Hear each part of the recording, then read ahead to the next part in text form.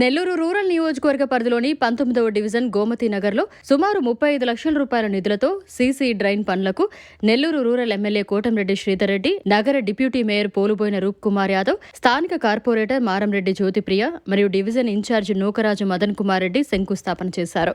ఈ కార్యక్రమంలో cluster incharge Nellore Murali, Sudhakar Reddy, Bhaskar Reddy, doctor Jayachandra, Narsareddy, Boppana Prasad, Dish Ramesh, Leela Mohan Reddy, Jana Sivaiah, Kayala Madhu, Korem Venkateswarlu, Ramesh, Korem Praveen, Kiran, Karunakar తదితరులు పాల్గొన్నారు.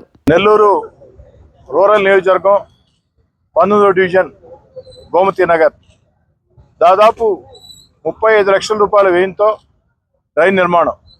ఈ డ్రైన్ వల్ల గోమతి నగర్ వాసులకే కాకుండా మొత్తం మాగుంట లేఅవుట్కి ఈ డ్రైన్ రావడం ఒక వరం.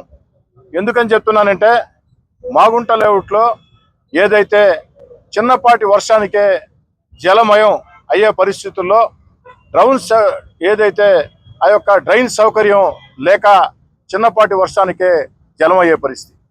ఈ యొక్క జలమయం అయ్యే పరిస్థితి నుంచి అవుట్లెట్ ఏదైతే ఉందో దాన్ని ఈ గోమతి నగర్లో తీసుకెళ్లాల్సిన పరిస్థితి.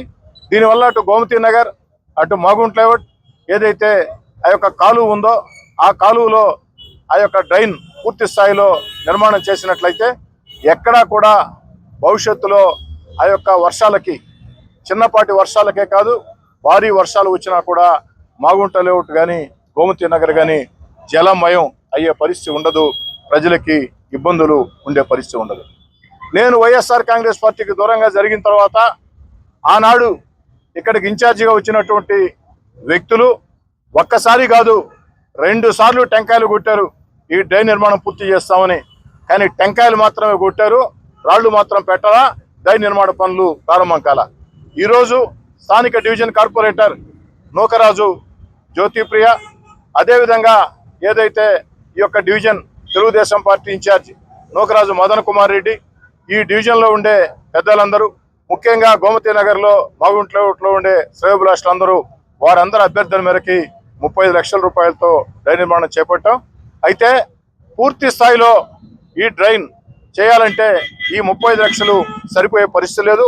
అందుకే ఎక్కడ దాకా వస్తుందో అక్కడ దాకా 35 లక్షల రూపాయలతో డ్రైన్ నిర్మాణం చేపట్టమని చెప్పాం. ఆ తర్వాత మళ్ళీ నిధులు కేటాయించి పూర్తి స్థాయిలో అవుట్లెట్ ఏర్పాటు చేసి అప్పుడు శాశ్వత పరిష్కారం దొరుకుతుంది. ఈ 35 లక్షల డ్రైన్ నిర్మాణం వల్ల తాత్కాలిక పరిష్కారం మాత్రమే దొరుకుతుంది, కొంత మేరకు మాత్రమే అటు మాగుంట లేఅవుట్ గోమతి నగర్ వెలు జరుగుతుంది. పూర్తి స్థాయి జరగాలంటే ఇంకా కూడా నిధులు అవసరం. అదేవిధంగా ఈ యొక్క డ్రైన్ ముందుకెళ్లేదానికి ఇరిగేషన్ కాలువ మీద ఆక్రమణలు ఉన్నాయి. నేను చాలా స్పష్టంగా ఇరిగేషన్ అధికారులు చెప్తూ ఉన్నా, ఇరిగేషన్ స్థలాలు చాలా చోట్ల కబ్జా అయినాయి. కానీ మేము చూసినట్టు ఏదో పేదవాళ్ళు, సామాన్య కుటుంబాలు, మధ్యతరగతి కుటుంబాలు అయితే చూసినట్టు ప్రజలకు అవసరం లేకుంటే మేము కూడా పోతూ ఉంటాం.